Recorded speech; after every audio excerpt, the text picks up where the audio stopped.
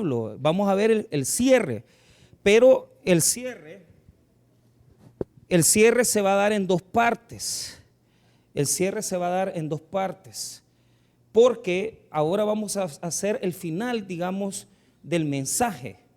Y la otra semana vamos a hablar de la exhortación y lo que sucedió cuando terminó de predicar. Entonces, la próxima semana vamos a entrar desde el 40 en adelante. Y hoy solo voy a enseñar el final, el corto final, ¿verdad? O sea, es interesante verlo porque como que Pablo estaba guardando, ¿verdad? Digamos, esta parte con la cual todos los predicadores y lo que enseñamos el Evangelio deberíamos de enseñar. Deberíamos de enseñar así, siguiendo este orden, pero no lo hacemos. Pero bueno, ahí vamos, veamos el versículo 35 en adelante. La palabra de Dios dice así. Por eso dice también en otro salmo: no permitirás que tu santo vea corrupción, porque a la verdad David, habiendo servido a su propia generación, según la voluntad de Dios, durmió y fue reunido con sus padres y vio corrupción. Mas aquel a quien Dios levantó no vio corrupción. Sabed pues esto, varones hermanos, que por medio de él se os anuncia perdón de pecados, y que de todo aquello de que por la ley de Moisés no pudisteis ser justificados, en él es justificado todo aquel que cree. Hasta ahí vamos a leer. Padre, le pedimos su bendición para la predicación de su palabra. Estamos agradecidos por las grandes bendiciones que usted da a nuestras vidas. Nos enamoramos del hecho, Señor, de que usted nos conozca tanto y tenga cuidado de nuestras necesidades y de todas aquellas cosas que estamos, Señor, en este día tal vez suplicándote que nos des. Ayúdanos a conseguirlas por medio de la fe. Te pedimos gracia y favor para poder presentar este mensaje y que podamos, Señor, expresar esas verdades que están en las Escrituras, que solamente se pueden expresar a través del Espíritu Santo. En el nombre de Jesús, amén y amén. Pueden tomar asiento. Muy bien, vamos a hacer un recordatorio de lo que estamos enseñando. Todo el final del capítulo 13 se le dedica al sermón del apóstol Pablo. Eso ya, imagínense que tenemos 5 sermones y los hemos estado dividiendo porque la semana pasada no pudimos estar.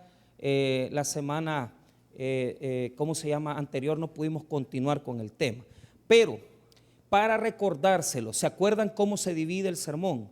Se divide en 3 etapas. Cuando usted vea la palabra varones hermanos o varones israelitas, esas son las divisiones que tiene el texto. El capítulo 13 tiene 3 etapas. Veamos el versículo 16, ahí está por primera vez, ahí está el inicio del sermón, el principio. Mire lo que dice: entonces Pablo, levantándose, echa señal de silencio con la mano, dijo: varones israelitas. Entonces ahí está la primera etapa. La segunda etapa lo podemos encontrar más abajo en el 26. Varones hermanos, hijos del linaje de Abraham. Yo espero que ustedes ya lo tengan marcado en su Biblia. Yo espero que así sea, o sea, por eso hemos estado repitiendo. Y el final del sermón comienza, digamos, desde el verso número 38. Sabed pues esto, varones hermanos. Entonces ahí sería ya el cierre, digamos, del mensaje de Pablo, del primer sermón que en el libro de Hechos aparece. O sea, yo no digo que este haya sido la primera predicación, no, es el primer sermón de Pablo que tenemos en el Nuevo Testamento, hermanos, resumido, transcrito, posiblemente transmitido por la tradición de Lucas y inscrito en este evangelio, porque recuerden que Hechos es parte del evangelio de Lucas. Entonces, así fue como se incorporó el sermón de Pablo. Entonces, tenemos 3 etapas, pero yo quiero hacer énfasis en el contenido del sermón. Diga conmigo: el contenido del sermón. Muy bien, el contenido del mensaje es un contenido ordenado. Primero vimos la salvación histórica. ¿Qué significa eso? Pablo, desde el versículo 17 hasta el versículo número 24, está hablando acerca de cómo Israel fue oprimido, encarcelado, limitado, esclavizado en Egipto, fue liberado por Dios, pasa a la época del desierto, pasa a la época de la conquista de Josué, jueces, y después llega la monarquía, llega al tiempo donde David gobernó. Vean lo que dice rapidito allí en el versículo número 22. Quitado le levantó por rey a David. Entonces ahí menciona a David. Entonces mire, viene desde el Éxodo, ¿verdad? O sea, viene desde esa opresión que Dios le permitió al pueblo para que se volvieran a él, ¿verdad? Entonces, Éxodo hasta el tiempo de David. Entonces, en el verso 23 y 24 llegamos a la época de Juan el Bautista. Diga conmigo Juan el Bautista. Ahí está el 24. Mire lo que dice. Ese sermón no lo di yo, lo instruyó el pastor Mauricio. Antes de su venida, predicó Juan el Bautista el bautismo de arrepentimiento a todo el pueblo de Israel. Entonces, vean ustedes las etapas. Venimos desde el Éxodo, el desierto, la conquista, la monarquía, Juan el Bautista. Y después, en el centro, en el núcleo del sermón, ¿quién está? ¿Quién es el núcleo del sermón? A ver, díganme quién es el núcleo y el centro del mensaje. ¿Y por qué se achican, pues? ¿Por qué les da miedo decir Jesucristo? Si no, ahí está, pues. No lo hemos estudiado, no lo hemos repetido. Entonces, el centro del mensaje del apóstol Pablo es Jesucristo. Y ahí es donde nosotros deberíamos hacer un énfasis. Nosotros en la evangelización y en la predicación de la palabra de Dios deberíamos siempre tener a Jesús en medio del mensaje. Y a eso le dedicamos bastante tiempo, ya se los explicamos. Veamos ahí dónde está Jesús, rapidito. Mire, cuando llegamos al 26, vea lo que dice: varones hermanos, hijos del linaje de Abraham, y los que entre vosotros teméis a Dios, a vosotros es enviada la palabra de la salvación. Porque los habitantes de Jerusalén y sus gobernantes, no conociendo a Jesús. Ahí está el centro del sermón. Pero la pregunta que les voy a hacer es: ¿de qué se habla? O sea, ¿qué es lo que Pablo toca de la vida de Jesús? Pablo toca fugazmente la vida, porque Pablo lo que va a explicar es la muerte y la resurrección. Amén. Veamos eso. ¿Se acuerdan dónde está eso? Mire lo que dice el verso número 29 y 30. Ahí está el centro del sermón de Pablo. Y habiendo cumplido todas las cosas que de él estaban escritas, quitándolo del madero, lo pusieron en él. Ahí está la muerte.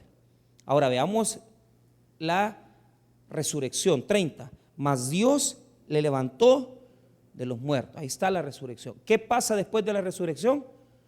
Se aparece, correcto, se aparece a los testigos. ¿Y eso dónde está? Mire lo que dice el versículo número 31. Y él se apareció durante muchos días a los que habían subido juntamente con él de Galilea a Jerusalén, los cuales ahora son sus testigos ante el pueblo. Muy bien. Mire qué poderoso sermón. Mire qué mensaje más cristocéntrico. Mire qué mensaje más poderoso del Evangelio de Jesucristo. El papá de uno de mis mejores amigos, el pastor Héctor Castillo, el padre del pastor Héctor, cuando estaba ya en sus últimos años, ¿verdad?, siempre llevaba un Nuevo Testamento en su bolsillo. Sus últimos años, 6 años, digamos. Y a mí, a mí él me motivaba porque yo decía, yo quisiera, cuando yo termine mis días, yo quisiera ser como él. ¿En qué sentido?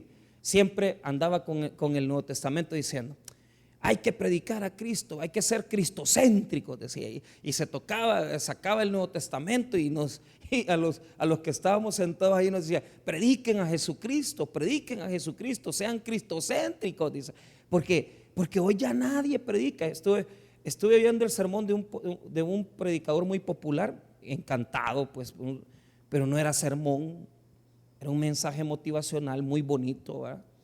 Pero yo digo, esto ya ni nada, pues. O sea, uno dice, yo quisiera oír el evangelio, pero y estará ahí Jesucristo, digo yo, y lo escucho y le puse atención y me gustó, pero no estaba Jesucristo ahí, no estaba Jesucristo. Ahora, lo que les quiero decir es que nos hemos distanciado del sermón de Pablo y deberíamos de volver a Jesucristo. Si evangelizamos, si servimos, deberíamos de volver a Jesucristo. Ahora, cuando llegamos al verso 33 y 34, Pablo está usando 3 textos del Antiguo Testamento. Está usando el libro de Isaías, está utilizando el libro de los Salmos. Entonces, ¿por qué Pablo se va a detener aquí?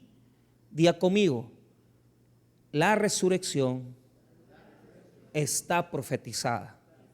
Entonces, lo que demuestra Pablo en estos versículos, es decir, Lucas escribiéndolo de Pablo, es que para enseñar la resurrección y el poder de la resurrección, fíjese bien, hay que entender que desde el Antiguo Testamento ya existía la promesa. Entonces, el día de hoy vamos a estudiar los versos del 35, quizás hasta muy ambicioso, hasta el 39. Y la enseñanza la vamos a dividir en 3 partes. Primeramente, vamos a ver la promesa de la resurrección. Diga conmigo, la promesa de la resurrección. Número 2, el poder de la resurrección. Y por último, los beneficios de la resurrección. Se lo repito. Ay, Dios, si no me están poniendo atención. Volvemos otra vez. El poder de la resurrección. No, perdón. Para ver si estaban poniendo atención. La promesa de la resurrección, el poder de la resurrección y los beneficios de la resurrección. Esto también a mí me pone como un predicador hereje, un predicador falso profeta. Porque yo predico poco o nada de la resurrección. Me siento avergonzado porque no predicamos de la resurrección. O sea, deberíamos de hacer énfasis porque Pablo está cerrando su sermón con la resurrección, fíjese. Y el problema de nosotros como evangelistas y como predicadores del evangelio es que nunca hablamos de la resurrección. O sea, hablamos de cualquier cosa menos de la resurrección. Amén. Entonces, veamos la promesa en el Antiguo Testamento y les voy a explicar por qué es tan importante esto. Porque el Antiguo Testamento ya profetizaba que iba a resucitar. Pero note esto, lo vamos a ver bien en esto, verso 35, donde hemos comenzado. Vamos a ver las promesas. Por eso dice, también en otro salmo, no permitirás que tu santo vea. Ok, ¿qué es lo que está haciendo Pablo? Está copiando una porción de un salmo dedicado a Jesucristo en el Antiguo Testamento. Pero note esto, antes de meternos en Honduras y meternos en los textos bíblicos, quiero que vaya conmigo a a Salmo 16. Ya les voy a decir por qué les dije Hechos primero, pero vamos a ver Salmo 16, verso 10. Salmo 16, 10. Mire bien, póngame ahí un separador y no me vaya a perder lo que estamos leyendo ahorita. Salmo 16, 10. Esto es un estudio que hay que revisarlo paso a paso no podemos ir rápido, tenemos que tomarnos el tiempo. Muy bien. El versículo que está copiando el apóstol, es decir, él está citando un texto de los Salmos donde habla del santo. Diga conmigo el santo. Ok, santo. Pero note cómo está escrito aquí en el verso 10. Porque no dejarás mi alma en el Seol, ni permitirás que tu santo vea. Vaya, mire ahí, nótelo. La palabra santo está con minúscula. Amén, hermanos. Está con minúscula. Ahora, ¿de quién está hablando este salmo? En primera instancia, ¿quién lo está escribiendo? En la tradición, ahí está, David. Vea lo que dice el título del Salmo 16. Una herencia escogida. ¿Mictán de quién? Entonces, la tradición le adjudica este salmo al rey David. Entonces, David, ante la persecución, ante lo que está viviendo, dice de sí mismo: no permitirás que tu santo vea corrupción. Pero él se está refiriendo a sí mismo. Tu santo está hablando de él mismo. Tú es Dios y santo es él mismo. Entonces, lo que le está diciendo: Señor, no permitirás que yo me corrompa, que yo muera, que yo en la tumba sea corrompido, que yo muerto me corrompa. Vea nuevamente el verso 10. Porque no dejarás mi alma en el Seol, ni permitirás que tu santo vea corrupción. Entonces, cuando dice que no va a haber corrupción, está hablando de dos cosas. Uno, está hablando del deterioro en la tumba, y dos, de una muerte de la cual no se va a poder levantar. Entonces, lo que está diciendo David está diciendo de sí mismo: Dios, tú mismo no me vas a dejar perecer a mí para siempre. Entonces, aquí hay un problema. ¿Por qué? Porque David se murió. Diga conmigo: David se murió. Entonces, ¿qué hacemos? David murió. David se fue a la tumba, y su muerte está detallada en Segundo Libro de los Reyes, capítulo 2. No lo vamos a leer. Segundo Libro de los Reyes, capítulo 2. Solo apúntelo. Ahí está detallado la forma el momento de la muerte de David. Entonces, David tuvo una tumba.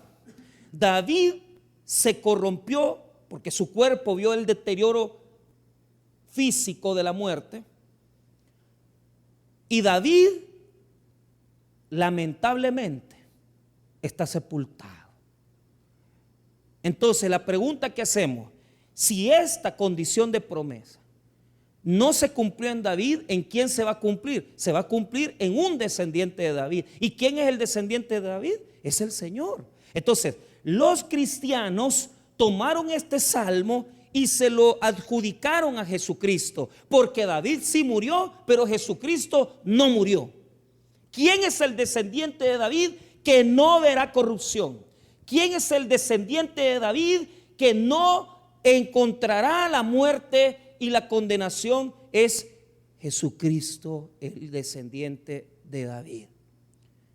Por eso es que a Jesús le decían: Jesús, hijo de David, ten misericordia de nosotros. Porque se sabía que el Mesías tenía que venir de la descendencia de David. Amén. Entonces, Pedro en su predicación utilizó esto, utilizó el salmo. Era un salmo conocido y era un salmo adjudicado a Jesucristo. Cuando Pedro predicó en el Pentecostés, Pedro usó este mismo salmo, solo que enfatizó diferente la manera en que él predicó. Porque cuando leamos ahorita Hechos, nos vamos a dar cuenta que Pablo enfatiza algo diferente de David. Pero quiero que vea esto: Hechos capítulo 2. Vaya conmigo a Hechos 2. Pedro utilizó este salmo para predicar también. Hechos capítulo 2. Y vamos a leer el verso 27. Amén. Muy bien, dice, porque no dejarás mi alma en el Hades, ni permitirás que tu santo vea corrupción. Pero vea cómo lo presenta a David. Vea cómo presenta a David Pedro. Esta es la predicación de Pedro. Vea lo que dice 28. Me hiciste conocer los caminos de la vida, me llenarás de gozo con tu presencia. Varones hermanos, se os puede decir libremente del patriarca David que murió y fue sepultado, y su sepulcro está con nosotros hasta el día de hoy. Entonces está muerto David. Entonces Pedro enfatiza la muerte de David. Pedro enfatiza la muerte y sepultura del rey.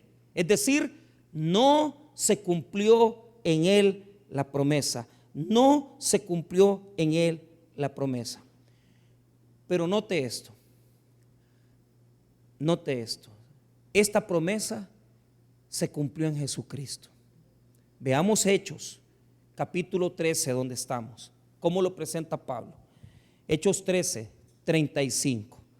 Por eso dice también en otro salmo, no permitirás que tu santo vea corrupción. Pero note aquí dónde está el cambio, la variante. Pablo no habla solo de la muerte de David, sino que enfatiza la vida de David. Diga conmigo, la vida de David. En el verso 36 está resumida la vida de David con simplemente 3 condiciones. Podemos decir como cristianos que nuestra vida está también resumida en un versículo. Puede ser que se parezca al 36. Puede ser que se parezca al 36. Yo le hago una pregunta y ya se la voy a explicar. ¿Se parecerá nuestra vida al versículo 36? Ya se lo podemos decir. ¿Por qué? Veamos suavecito, porque aquí vamos rápido. Entonces, vemos que Pablo está utilizando la promesa, la profecía de el Antiguo Testamento. Pero note esto. Cuando yo les dije que leyeran el Salmo 16:10, ¿cómo aparece santo? Con minúscula la S, amén. Pero vean ustedes cómo aparece en el 35. Vean ustedes, no permitirás que tú, santo, con S mayúscula, porque ese es Jesucristo. Entonces, ¿qué está diciendo Pablo? La promesa del Salmo 16:10 no fue de David. Se cumplió en Jesucristo, Hijo de Dios. Jesús es el santo que no vería la corrupción. Jesús es el santo que no vería la muerte condenatoria. Jesús es el santo que profetiza el Salmo 16:10. Diga conmigo, Jesús es el santo que profetiza el Salmo 16:10. Que le quede claro que estaba profetizada la resurrección del Hijo de Dios, Jesucristo. Profetizada en el Antiguo Testamento, para que no hubiera duda de que Jesús resucitaría. Ahora, vea lo que hace Pablo. Va a resumir la vida de David en 3 cosas. Mira el 36. O sea, vuelvo a retomar esto. Ponga atención. Yo sé que ahorita a algunos les va a quedar así como vaso de agua fría, balde de agua fría. Pero escuche bien. Cuando Pedro predicó, hizo énfasis solo en la muerte de David. Pablo va a hacer énfasis en la vida de David. Vea lo que dice 36. Porque a la verdad David, habiendo servido a su propia generación, primer elemento, sirvió a su propia generación. Segundo elemento, mire bien, según la voluntad de Dios. ¿Según la voluntad de quién? De Dios. Y tercero, mire, durmió. Hermano, ¿cómo vas a resumir la vida de un hombre? O sea, Pablo se resumió la vida de David, que fue larga, que tuvo emociones, tuvo caídas, tuvo quebrantos, pero lo resumió en 3 cosas. Sirvió a su generación, diga conmigo, sirvió a su generación según la voluntad de Dios.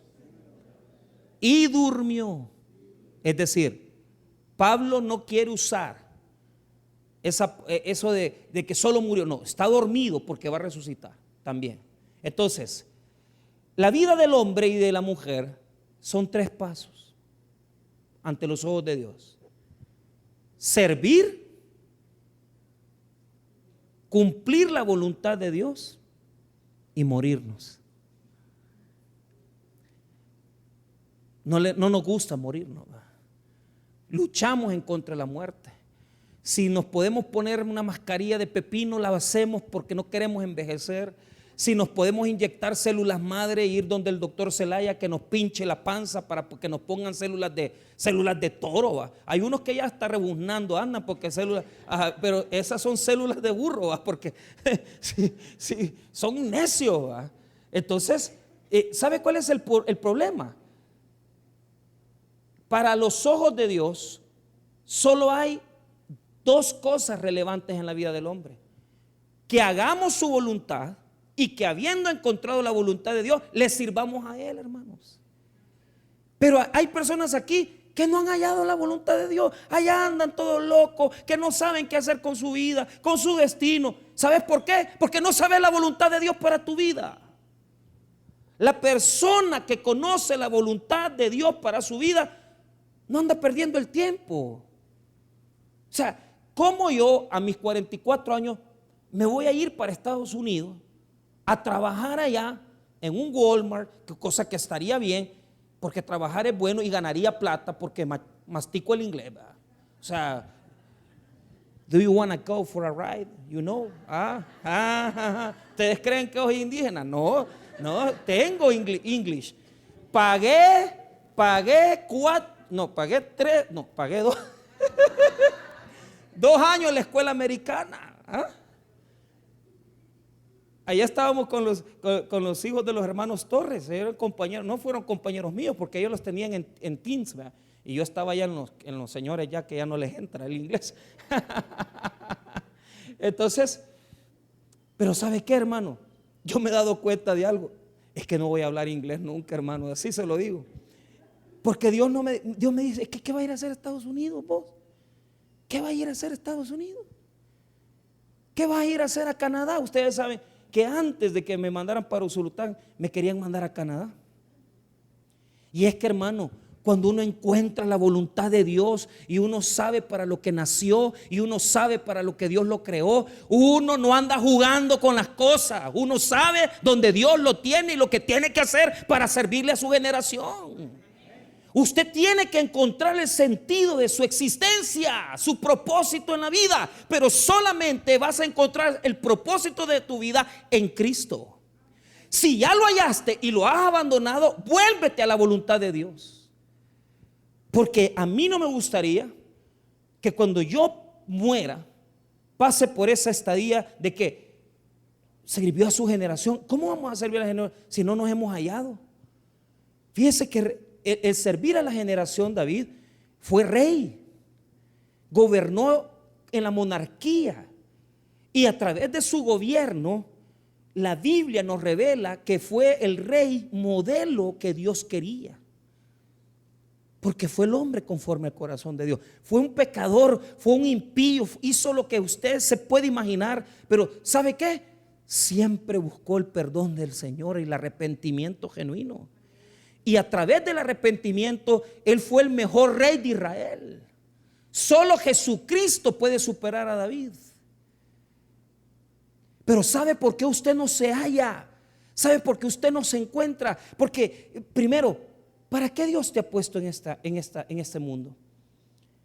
A veces el propósito divino es que a través de lo que nosotros hacemos, cuidemos, tal vez le demos la salvación no solamente a la gente a la que evangelizamos, sino que Dios nos ha puesto con un propósito. Servimos a Él. Claro que servimos al Señor. Ese es un propósito bueno. Pero es que la voluntad de Dios no solo abarca servirle, sino que la voluntad de Dios es que usted entienda para qué Dios lo hizo. Mire, pastor, es que yo soy bueno para la mecánica, entonces eso es lo que Dios te dio, hacerlo bien. No andes robándome. No andes cobrando de más, que es que mire, le tenemos que cambiar la bomba de agua. Y la bomba está buena, hombre. Si eso hasta en Excel lo hacen esos ladrones. Y usted como un hijo de Dios, sea un buen mecánico. Mire, es que a mí Dios me dio el don de poder, soy una mujer consagrada, usted va, no yo va. Entonces, a mi familia, a mis hijos, a mi esposo, gloria al Señor, hermana. En esa área Dios la va a bendecir. En esa área usted tiene que fructificar. Pero andamos viendo un montón de cosas y no nos hallamos. ¿Y sabe por qué? ¿Por qué está enfatizando Pablo que David sirvió a su generación y que David hizo la voluntad de Dios y que después durmió? ¿Sabe por qué lo está enfatizando? Porque, hermanos míos, lo que está haciendo es una comparación. Diga conmigo, una comparación. ¿Por qué? Porque Jesús, ¿qué hizo Jesús? ¿Sirvió a su generación? Sí. ¿Jesús hizo la voluntad del Padre? Sí. Pero la pregunta, ¿durmió? Sí, murió. Pero ¿sabe cuál es la diferencia? Que Jesús sigue vivo, sirviendo, haciendo la voluntad en nuestras vidas. Y nosotros, hermanos, podemos encontrar en Jesús a un Dios eterno. David solo un ratito hizo eso, solo los años de su vida, que vivió aproximadamente 100 años. Pero Jesús sigue en la voluntad de Dios, sirviendo, intercediendo por su pueblo y haciendo, hermano, que el pueblo de Dios, que somos la iglesia, sigamos siendo bendecidos en la voluntad del Padre, hermano. Nunca va a terminar su gobierno. El gobierno de David finalizó, pero el reino de Jesús sigue. El reino de David finalizó porque está muerto, pero el reino de Cristo continúa eternamente y nosotros vivimos en ese reino de bendiciones eternas. Lo que está haciendo es una comparación, diciendo que David murió, pero Jesús no ha muerto. Murió y resucitó, está vivo. Y su reino no tiene fin.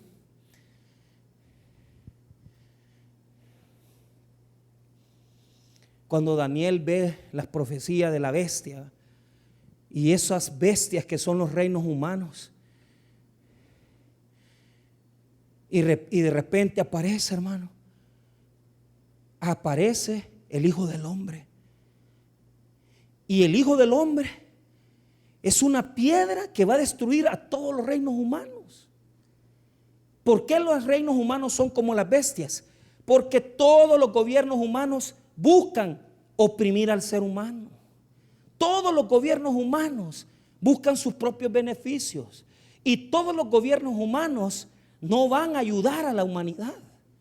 Pueden tener asistencia social y todo eso, pero mire lo que ha pasado en Estados Unidos. El gobierno estadounidense gasta tanto. Ay, que es un país hermoso. Era un país hermoso. Hoy solo drogadictos hay. Porque el mismo gobierno les da el lugar donde se van a drogar, les da la jeringa con la que se van a drogar y se están metiendo fentanilo hasta las narices. Ese es el gobierno humano, un gobierno de libertades. Hagan lo que quieran, son libres. Si tú te sientes gay, sé gay. Si tú te sientes lesbiana, sé lesbiana. Si tú te sientes lo que tú quieras ser, hazlo. Pero el reino de Jesús no es así. El reino de Jesús es una piedra que va a destruir a los reinos monstruosos, animales, y va a instaurar un reino que no tendrá fin, un reino de justicia, fidelidad, amor, donde nadie va a padecer hambre y donde nadie va a padecer enfermedad, porque estaremos sometidos a un rey eterno que va a gobernar nuestras vidas para siempre. Ese es nuestro Dios, ese es nuestro Dios, un reino eterno, un gobierno eterno. Eso es lo que el Señor es, el rey eterno. Por eso le decimos rey de reyes y Señor de señores. Se van a acabar esos gobiernos humanos y el Señor reinará sobre nosotros. Pero la pregunta es, usted que le ha tocado no ser rey, sino que ser reina de corazones. Aquí hay reinas de corazones. las que salían en las fiestas de Cojute, ¿verdad? Que las ponían ahí, ¿cómo se llama? En todas las carrozas. Hoy venía por San Emidio, ahí venían la carroza, ¿verdad? Pero ¿usted cree que esa es la voluntad de Dios para su vida? No, hombre. La voluntad de Dios para su vida es que le sirvamos a Él en algo, en su reino. Busque lo que usted tiene que hacer en el reino. Y mira, te voy a decir una cosa: si te sentís infeliz con tu vida, es porque no estás haciendo la voluntad de Dios. Si te sentís que no te hallás en la existencia, que haces esto y no te sale, que haces lo otro, es porque no estás en la voluntad de Dios, hombre. Nada te va a salir si no estás en la voluntad de Dios. Nada que hagas afuera. Podés hacer lo que querás, podés inventar que te vas a ir para Estados Unidos, que vas a poner un negocio. Nada te va a salir, porque solo aquel que ha encontrado la voluntad de Dios es el que sabe el propósito que Dios tiene para su vida. ¿Qué les quiero decir? Yo sé a dónde Dios me tiene. Y yo sé lo que yo soy. No voy a andar inventando, hermanos. No voy a andar inventando. Pero la pregunta es: ¿usted sabe lo que usted es? ¿Y sabe para qué Dios lo puso en este mundo? Tal vez no lo ha descubierto. Pregúntele al Señor. Entonces, Pablo está comparando. El reino de David tuvo límites, porque vivió, hizo la voluntad de Dios, le sirvió a su generación y durmió. Así está la vida del hombre. Le hago una pregunta: ¿cree usted que de usted podemos decir lo mismo? Sirvió a su generación, hizo la voluntad de Dios y durmió. Pregúntese si está haciendo lo que Dios quiere. Pregúntese si está haciendo lo que Dios desea para su vida. Les hago esta pregunta, hermanos: ¿estamos haciendo la voluntad de Dios? Vuelva a leer el 36. Porque a la verdad David, habiendo servido a su propia generación, según la voluntad de Dios, durmió y fue reunido con sus padres y vio corrupción. Entonces, la promesa del Salmo 16:10 no es de David, es de Cristo, es de Jesús nuestro Señor. Vea, y ahí lo va a afirmar en el 37. Mas aquel a quien Dios levantó no vio corrupción. ¿Quién es aquel? Jesús. Jesús no vio corrupción. ¿Por qué? Porque no va a morir. Jesús ha resucitado para vivir eternamente. Entonces, esa es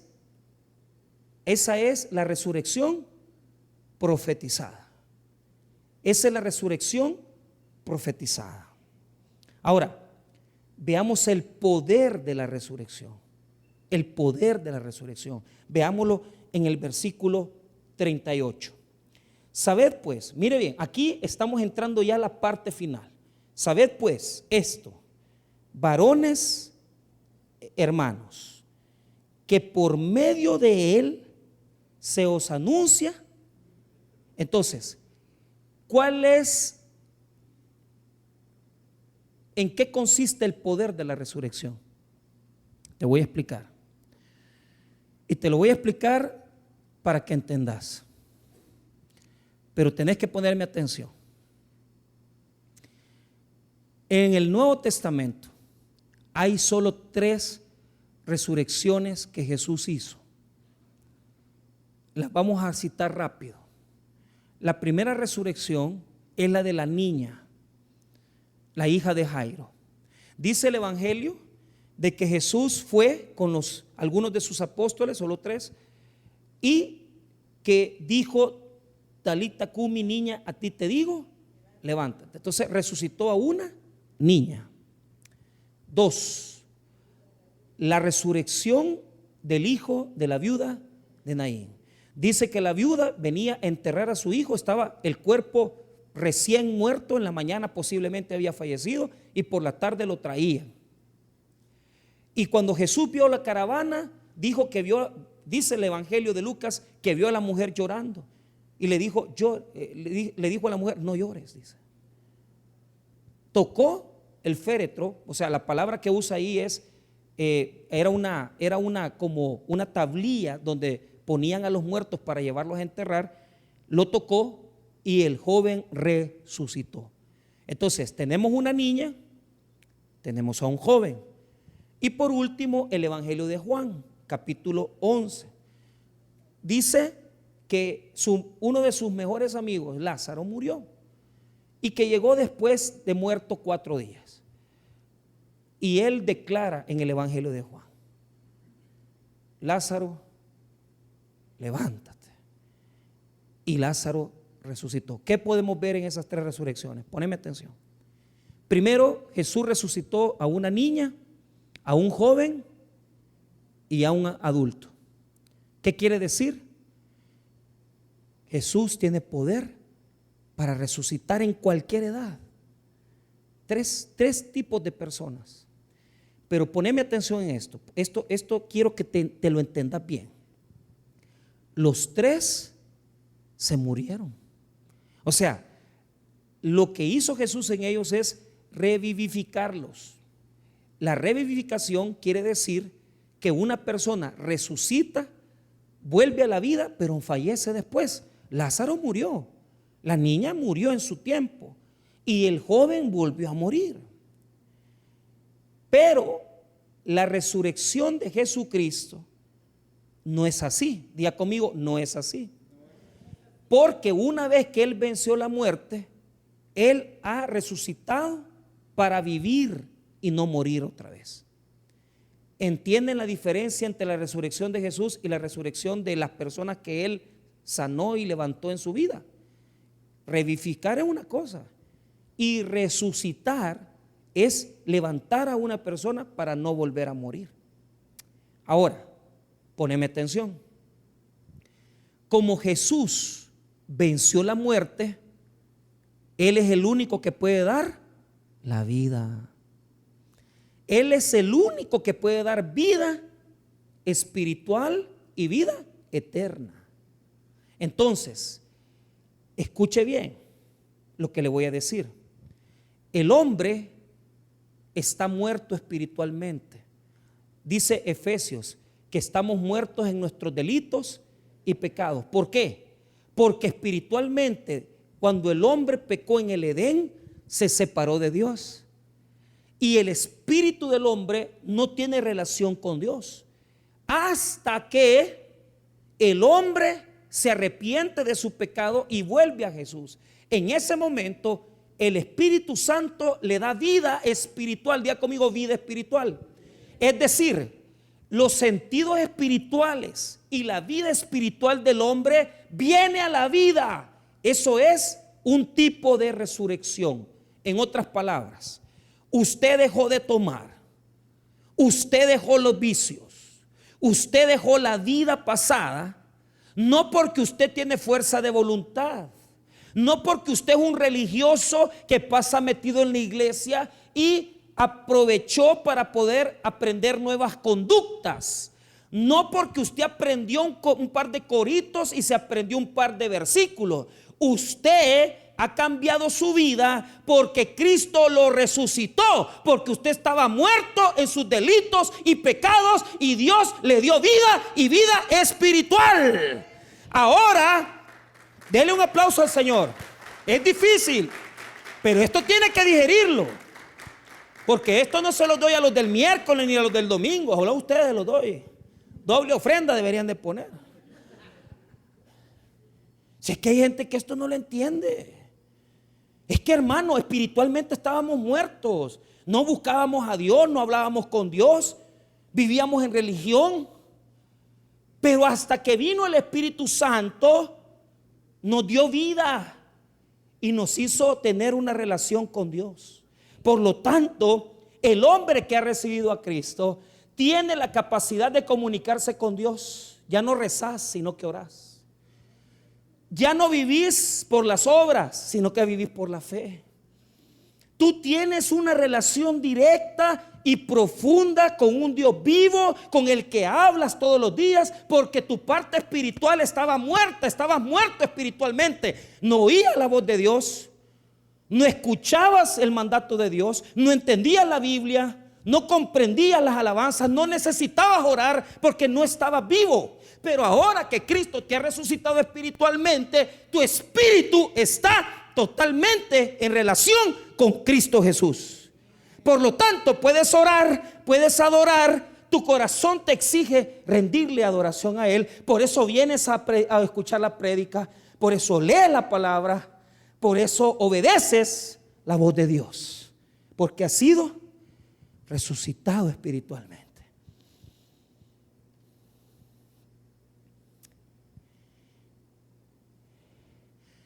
Ese poder opera, el del Dios que da la vida, opera solo en aquellos que le reconocen como Salvador personal. ¿Me entienden eso, hermanos? Hermanos, les repito eso. Ese poder opera solo en los que le han reconocido como Señor y Salvador personal. O sea, ese poder no opera en los hijos de vecina. Ese poder no opera en los que no conocen a Cristo. Este poder opera solo en los que hemos conocido a Cristo y tenemos una relación directa con Jesús, porque tenemos vida espiritual. Si es que, hermanos, estábamos como Lázaro en la tumba, muertos a Dios, pero desde que Cristo nos resucitó, nos dio vida. Y ahora nosotros le servimos, le obedecemos. Pero óigame bien, ¿por qué Cristo? ¿En qué consiste ese poder de la resurrección? Que si mi matrimonio está muerto, yo se lo puedo poner a Jesús para que Él lo resucite también. Que si mi vida familiar está muerta, Él puede darle vida a mi vida familiar. Si usted está peleado con sus hijos, si usted está en una vida matrimonial que es un infierno, el único que puede rescatar ese matrimonio es Cristo con el poder de la resurrección. ¿A través de qué viene el poder de la resurrección? Diga conmigo, perdón de pecados. Entonces ahí lo va a decir, mire lo que dice: sabed pues esto, varones hermanos, que por medio de Él, ve usted esa palabra, por medio de Él, diga conmigo, por medio de Él. ¿De quién? De Jesucristo. Por medio de Jesucristo os anuncia perdón de. Entonces, ¿en qué benefició la muerte de Jesús? Que Él puede perdonar mis pecados y darme vida eterna. Esa vida eterna suministrada por el arrepentimiento que usted sintió para volverse a Dios es el poder de la resurrección en su vida. Ahí está el poder de la resurrección. De tal manera que cuando somos perdonados de nuestros pecados, hemos vuelto a la vida. Hemos vuelto a la vida espiritual que no teníamos y que Cristo nos ha dado. Hoy vivimos en Cristo, somos de Cristo, vivimos para Cristo, existimos en Cristo, nos movemos en Cristo, nuestra vida está en Cristo Jesús. Usted ya no está tirado a la muerte, porque aquellos que no tienen vida espiritual, aquellos que están caminando, que se levantan todos los días y van a trabajar, aquellos que se visten bien y van a trabajar a las oficinas de gobierno, a las oficinas, al mercado y a diferentes lugares, usted lo puede ver que están vivos, pero la Biblia les dice que están muertos porque no conocen a Cristo. Están muertos en vida espiritual. Tienen vida natural, pero no tienen vida espiritual. Y a esos les llama muertos el Señor, porque aunque caminen, no tienen comunión con Dios. Entonces, el poder de la resurrección se suministra solamente a aquellos que han recibido el perdón de sus pecados por el arrepentimiento genuino. Amén, hermanos. Ahora, veamos los beneficios de esa resurrección que Dios ha tenido en nosotros. A través de la resurrección de Jesús, Cristo nos da a nosotros, mire lo siguiente, 39, y ahí terminamos. Y que todo aquello de que por la ley de Moisés no pudisteis ser justificados, ese es el primero, justificación, en él es justificado todo aquel que cree, fe. Entonces, escuche bien, los tres beneficios de la resurrección de Cristo son: uno, la fe que nos pone para creer en él. Dos, la justificación, que significa el poder de perdonar pecados. La justificación significa que aquellas faltas han sido perdonadas. Y número tres, el perdón total de las faltas, que es lo que estamos hablando ahorita. Entonces, veamos los tres beneficios de la resurrección de Jesús. Diga conmigo: fe, justificación y perdón de pecados. Imagínense el combo que le presenta a Jesús. Y la gente no lo quiere. Y todo porque Él resucitó, porque Dios lo resucitó. Entonces, la gente dice: usted ya recibió a Cristo. Y todos dicen: yo ya recibí a Jesús en mi corazón. Es que Jesús, vos no lo recibiste. Él te recibió a vos. Porque el hombre no está capacitado. Es Dios el que da la orden que usted abra su corazón a Jesucristo. Es decir, Dios ya nos tiene establecidos, predestinados, y nos conoce. Y como nos conoce, Él nos da la fe. Porque si Dios no nos hubiera dado la fe, nunca hubiéramos creído en Dios. Amén, hermanos.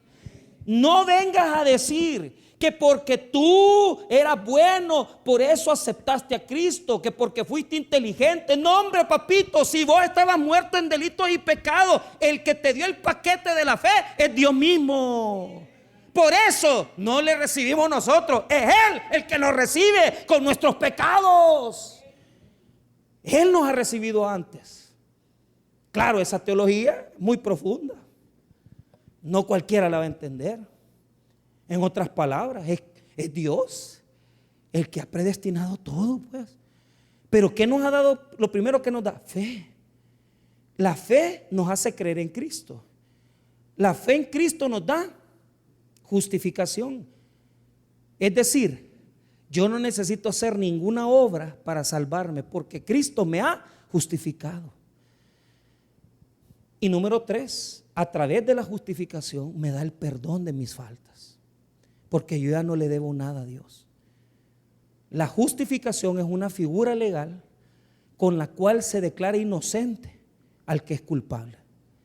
Es decir, a ti te tocaban 100 años de condenación en el infierno, 1000 años de condenación en el infierno. Y Cristo tomó tu sentencia, tomó tu condena y la llevó en la cruz del Calvario. Y cuando Él murió, se la echó encima para pagar por tu pecado. Murió, y cuando resucitó, Él se hizo dueño tuyo. Por eso es que vos no sos libre. Por eso es que vos no sos libre. Vos sos de Cristo. Le perteneces a Él, sos de Él. Entenderlo de una vez por todas. No le perteneces al pecado, no le perteneces a la condenación, le perteneces a Cristo Jesús. Tenemos entonces la resurrección profetizada. Lo vimos. El poder de la resurrección se suministra cuando nos arrepentimos en el 38.